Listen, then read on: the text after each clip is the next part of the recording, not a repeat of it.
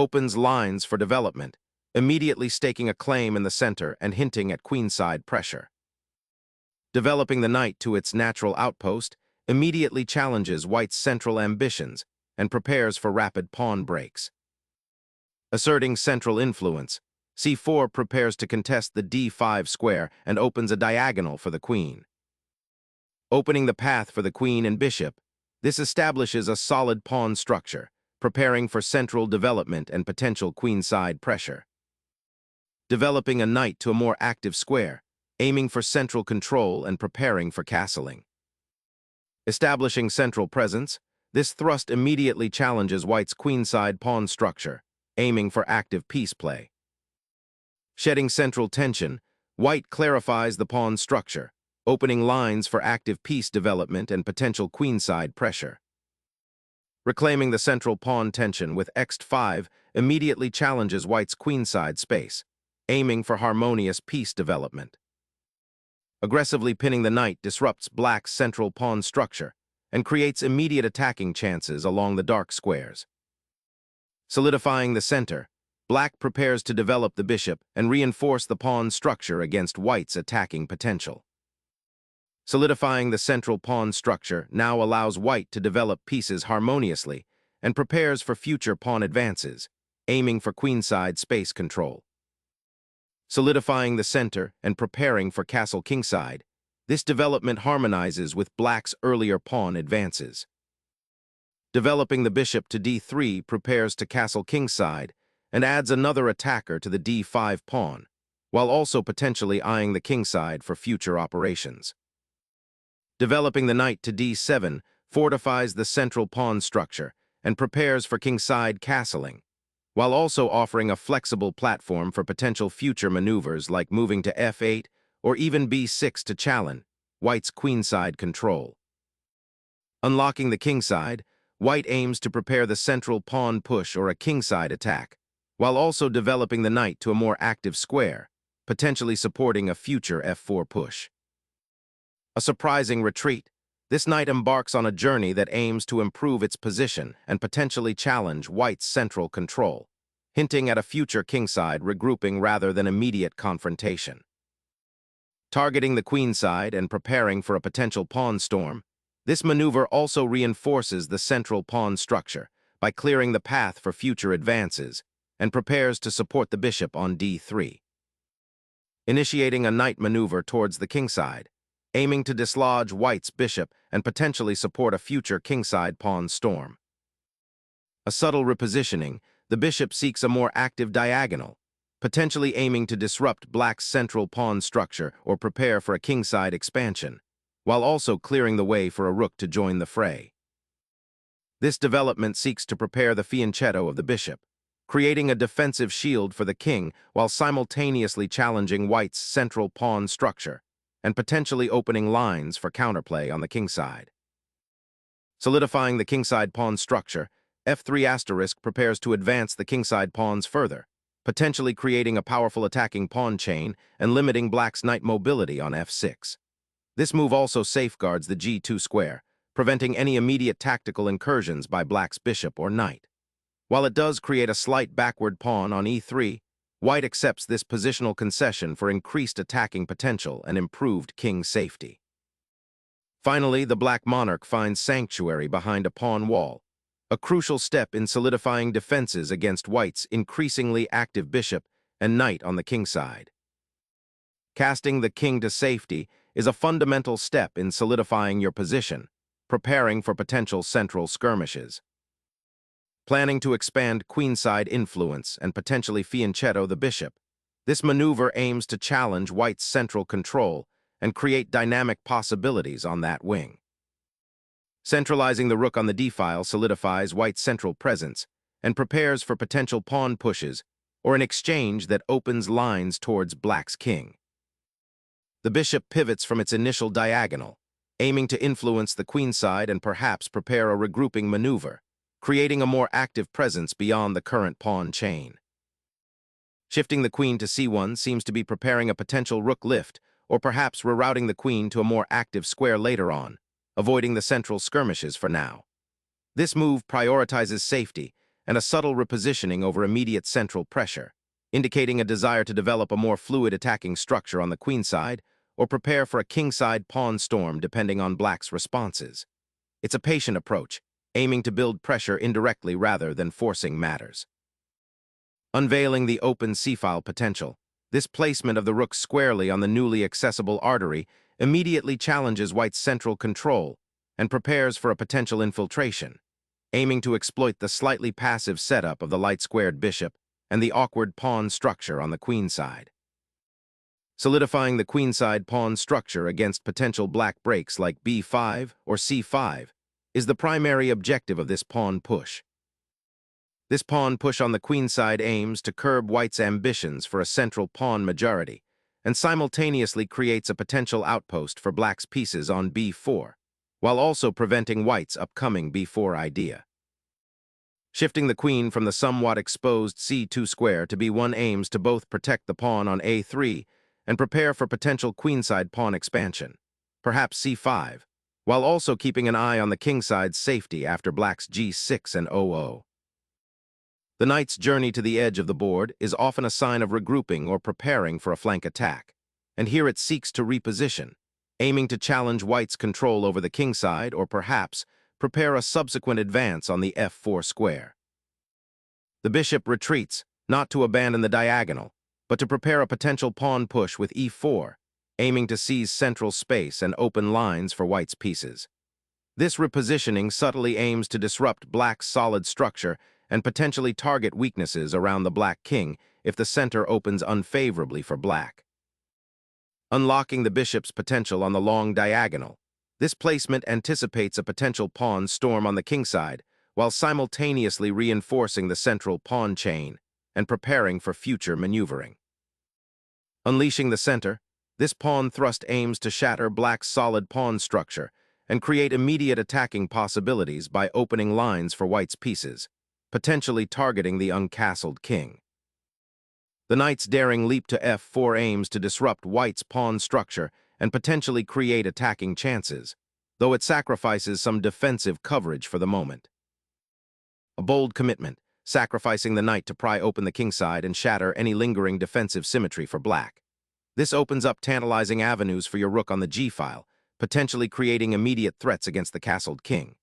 However, be acutely aware of the resulting pawn structure. You've exchanged a central defender for a less robust diagonal threat, so vigilant piece development and careful pawn control are paramount to exploiting this aggressive shift in the board's character. Reclaiming central influence and preparing for a swift pawn storm, the knight boldly ventures into enemy territory, disrupting white's carefully constructed pawn chains and opening avenues for future kingside pressure. The bishop retreats, not to avoid immediate contact, but to maintain a diagonal presence, eyeing the queenside and offering support should the center open.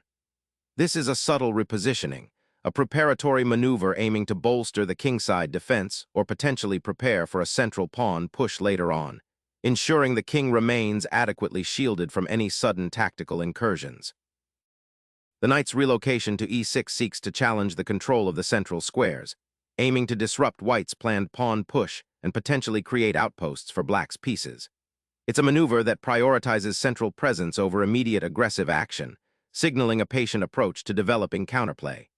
This defensive repositioning also prepares for future pawn breaks or to simply support the overall structure by offering a more robust defense against potential pawn advances from white.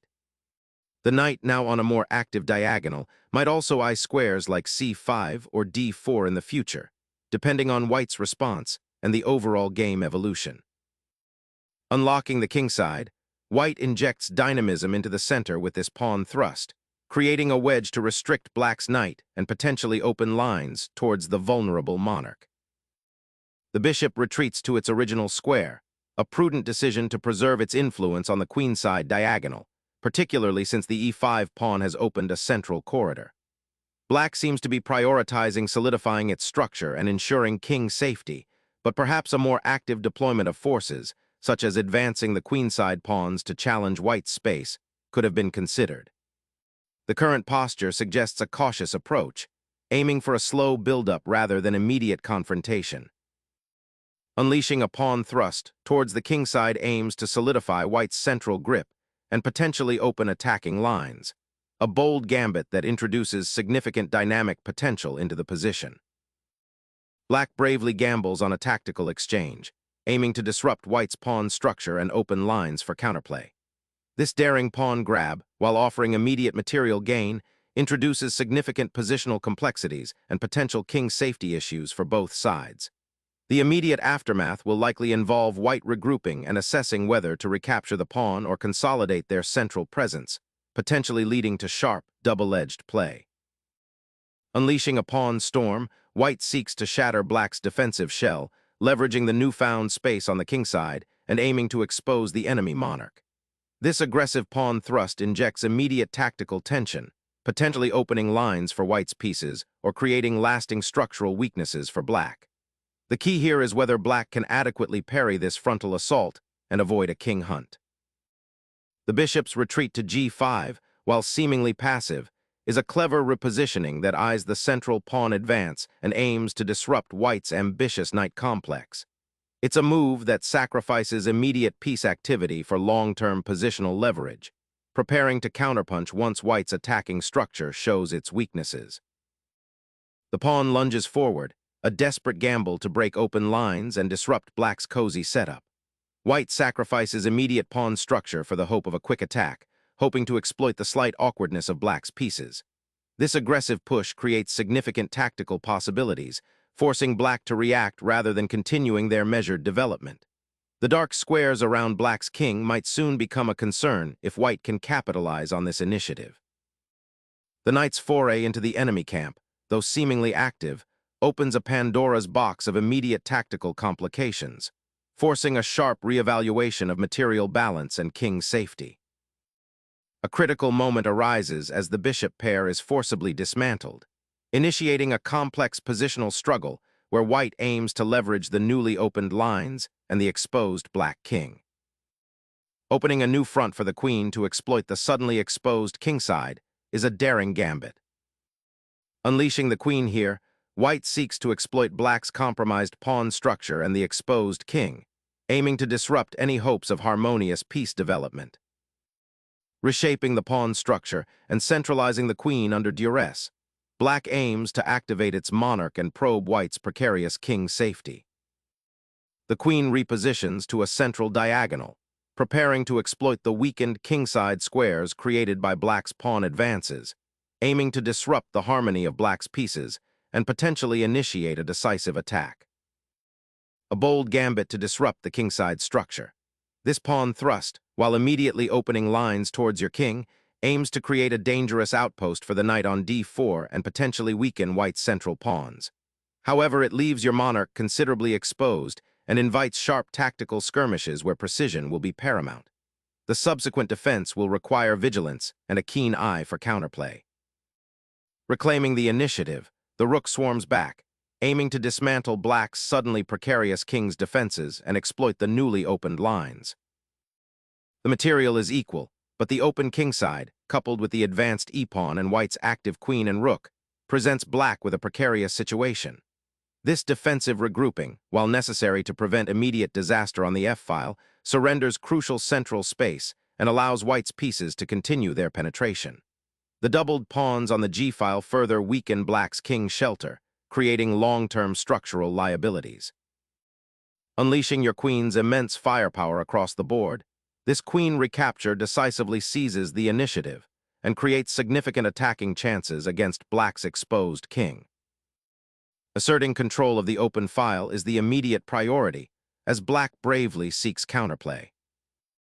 Aggressively confronting the isolated pawn cluster, white's queen now occupies a dangerous outcropping, creating immediate pressure along the entire dark-squared diagonal, while simultaneously preparing for a potential kingside assault by clearing the path for advancing pawns and potentially opening lines for rooks. Black gambits a pawn to seize control of the open g-file, aiming to create attacking chances against white's uncastled king. Seizing the weakened dark squares with the queen, white aims to directly pressure black's exposed king and create tactical opportunities on the kingside. A desperate shot seeking a tactical miracle, forcing white's king into a precarious central position. But it overlooks the immediate defensive resources and the exposed nature of black's monarch after white consolidates. Relocating the monarch away from the immediate chaos of the central dark squares solidifies the king's position, preventing any lingering checks from the bishop, and preparing for a more organized defense against black's aggressive intentions on the open H-file. Unleashing a queen into the heart of white's defenses after such a pawn sacrifice creates an immediate, sharp dilemma. Black bets everything on disrupting the pawn structure and exploiting the exposed monarch, a bold gambit for tactical thunder over positional quietude. Securing the central E-file with the bishop offers a robust defensive shield for the monarch and initiates a patient repositioning aimed at controlling key squares. Reasserting queenside presence after a tactical skirmish, the black queen eyes the open B-file, seeking activity and potential threats along that exposed flank while simultaneously defending the pinned knight on C7. The recapture of the pawn on F5 immediately simplifies the position and transitions towards an endgame, acknowledging that black's king is now exposed, and the advanced pawn on E5 offers white a significant positional advantage, even with equal material. The rook's repositioning now directly confronts the pawn chain's weakness, creating immediate pressure on the white king's already compromised defenses. Unlocking the H-file advantage becomes paramount now. Pressuring black's kingside should feel increasingly urgent. Initiating a pawn storm on the queenside offers a dynamic counterplay, aiming to disrupt white's central consolidation and create weaknesses in their pawn structure. This maneuver seeks to exploit the open lines created by black's pawn advances, aiming to establish a dominant knight outpost on D6 and potentially launch an attack on the kingside. Bringing the bishop back to its starting square underpins a crucial defensive strategy, preventing white's knight from establishing an imposing outpost on C7 and thereby solidifying black's pawn structure against further penetration. Unleashing the knight to the central battlefield, this aggressive repositioning aims to exploit the exposed black king and create immediate threats, daring black to find a precise defense amidst the ensuing chaos. Seeking an open file for the rook after white's knight maneuver creates a double-edged situation. While it eyes potential entry points on the queenside, it also potentially leaves the rook slightly exposed if white can coordinate further pawn advances. This pawn advance aims to contest the crucial kingside space and potentially open a line for the rook, but it also weakens the light squares around your king, creating potential tactical targets for black's remaining pieces. Unleashing a bold pawn thrust, black aims to dismantle white's imposing pawn chain, opening lines for potential counterplay against the king, while simultaneously seeking to liberate their trapped bishop. Reclaiming the central file immediately after the exchange on D4 reestablishes crucial activity and threatens to disrupt black's now exposed king. Reclaiming the central pawn, black aggressively seeks to disrupt white's king safety by opening up lines of attack. The immediate capture on E3 opens a path for the rook to dominate the now exposed king, promising a swift, decisive assault.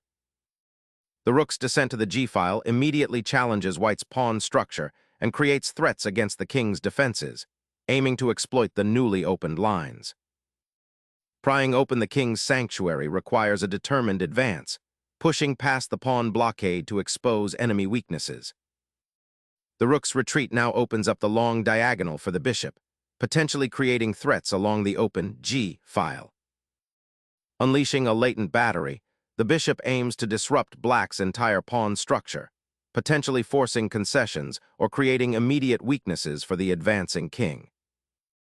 Sacrificing the rook here opens up the H-file and exposes the white king, creating immediate attacking chances for black despite the material disadvantage. Sacrificing the rook to force the king into an exposed central position is a desperate but potentially game-saving maneuver, aiming to create mating threats along the open files. Initiating a desperate attempt to destabilize white's rook on the kingside, the black rook scurries over to join the fray, hoping to create counterplay along the newly opened files. Securing the pawn chain with G3 is a pragmatic choice, aiming to solidify white's pawn structure and prevent black's rook from finding a more active outpost on the second rank after a potential Rg2 maneuver. This move prioritizes defensive integrity over immediate offensive action, acknowledging the current king's safety concerns. It's a quiet, consolidating maneuver that allows white to regroup and reevaluate their options, potentially preparing for a slow positional squeeze in the ensuing endgame if black cannot generate further dynamic threats. The pawn storm on the queen side finally gains momentum, seeking to disrupt white's central control and potentially create a passed pawn out of thin air. Securing the rook on the king's file, aiming to support the pawn advance. The pawn push ignites a fascinating positional struggle, aiming to pry open the queen side and create immediate counterplay against white's somewhat exposed king. Asserting dominion over the open files, the rook embarks on a new journey, aiming to disrupt black's pawn structure and exploit any lingering weaknesses near the king. A desperate attempt to disrupt the encroaching white queenside pawns, this check forces an awkward retreat for the king, buying a fleeting moment of respite, though the structural weaknesses remain glaring. The monarch retreats to the safest corner, abandoning the central battlefield to the advancing pawn and the persistent rook. A bold attempt to seize initiative on the queen side by creating an unstoppable passed pawn, but it might be premature given the king's exposed position. Seizing the opportunity, white transforms the board by capturing the pawn, aiming to dismantle black's defensive structure and expose the king. Black seizes the open file, aiming to activate the rook and disrupt white's pawn structure before the king can find safety. The rook pivots, securing the d file for potential infiltration and daringly offering itself as a sacrifice to disrupt black's pawn chain, creating a complex tactical situation where initiative must be carefully managed. Opening up the queen side with the pawn thrust creates fascinating counterplay, aiming to liberate the queenside pawns and potentially activate the rook on the 8th rank, though it does invite potential weaknesses if white can organize a coordinated attack against the exposed king. Opening the queen side thoroughly creates immense pressure on black's back rank, forcing them to defend with limited mobility. Opening up the queen side, black aims to create dangerous passed pawns, but the immediate risk is allowing white's rook entry on the c-file. Unleashing the rook to disrupt the pawn shield and force a decisive exchange on the back rank. Facing an immediate check, the king's only refuge is the 7th rank, a precarious position that underscores the importance of clearing attacking lines for potential counterplay. Seizing the open file, the rook relentlessly attacks the king, forcing a desperate retreat and promising a swift conclusion to this complex endgame. The king's flight into the center now faces the grim reality of its exposed position, a perilous journey that invites disaster as the rooks dance for dominance on the open files. Seizing the open file with the rook's recent relocation opens up immediate threats against the exposed black king, aiming to exploit the precarious pawn shield and potentially force material concessions or a swift checkmate sequence. A desperate attempt to activate the rook, but it abandons the king's defense and allows the white queen to become an unstoppable force on the 7th rank, sealing the game. The king's newly opened diagonal now dictates the pace, and white chooses to seize the initiative by capturing the pawn. The pawn's relentless march towards promotion creates a critical zugzwang situation, forcing white into difficult choices. Pivoting the rook to the 7th rank creates immediate pressure on black's isolated pawn and forces a decision regarding its defense, potentially opening up lines for white's remaining pieces in a precarious endgame. The pawn push on the queen side, aiming for a passed b-pawn, creates immediate tension along the queen side and forces white to react defensively, potentially sacrificing material to halt its advance. The king ventures out, abandoning its protective pawn shield to contest the critical central squares and directly challenge black's advanced b-pawn, creating dynamic counterplay in this complex endgame. The newly created passed pawn now marches forward, a relentless force aiming to disrupt white's recently consolidated position and force a decisive endgame shift. Seizing the open file, The rook now aims to isolate and eliminate black's passed pawn, transforming a tense positional battle into a decisive endgame chase. The impending promotion is the culmination of a relentless pawn march, now poised to revolutionize the endgame's material balance. The rook now retreats, a pragmatic maneuver aiming to solidify white's grip on the open file and prevent any immediate counterplay stemming from the newly promoted queen. The current pawn structure is highly dynamic, and black's king now finds itself in a precarious position, exposed to potential checks from the white rook on the 7th rank and the king itself, forcing the black king into a vulnerable square to disrupt any potential mating net setup. The king, exposed, now scrambles to safety, a desperate dance across the checkered battlefield, seeking refuge from the relentless pressure. The grandmasterly understanding of endgame advantages shines through as white consolidates, preparing to reclaim the initiative by repositioning the rook to a more active square, aiming to exploit black's slightly scattered pawn structure and potentially create a passed pawn of their own. A desperate attempt to inject chaos into a lost position, forcing white's king to a more exposed square and potentially creating mating nets with the queen and rook if white falters. The monarch's journey to safety finally finds a moment of respite, consolidating behind its pawn shield. The queen's foray to g1 initiates a critical endgame dance, aiming to exploit the exposed white king and potentially force perpetual check or a decisive advantage through relentless pressure on the king side. The king, once a protected sovereign, now finds itself exposed to the relentless pressure of the black queen and rook, demanding immediate defensive measures to avoid a swift coronation by checkmate. Forcing the white king to a more exposed square creates immediate tactical opportunities and disrupts any defensive setup white might have hoped to achieve. The king scurries to safety, seeking refuge behind a pawn wall while its opponent presses the attack. This queen's sacrifice opens up a direct assault on the white king, aiming to expose it from its protective pawn shield and unleash a mating attack with the remaining rook and knight. Protecting the king is paramount, especially when facing such an aggressive queen. King hunt initiated with a swift check. The monarch's safety is now the paramount concern, forcing a swift response. The rook's journey to the g-file opens new avenues for attack, aiming to exploit the weakened kingside pawns. The black queen, having successfully cornered the white king with a check, now aims to exploit the exposed monarch's predicament and force a swift resolution.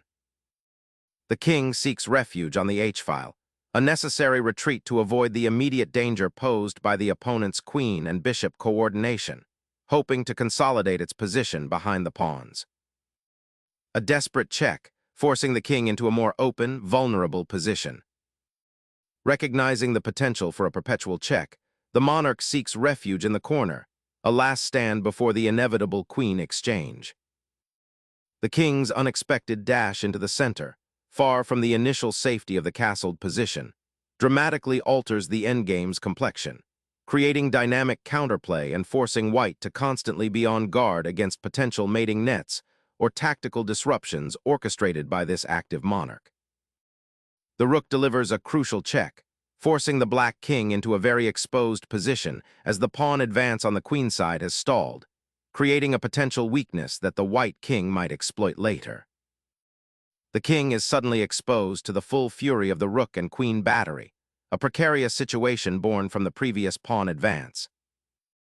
Bringing the rook back to the 2nd rank now directly targets black's potentially exposed queen and disrupts any easy maneuvering for the enemy pieces.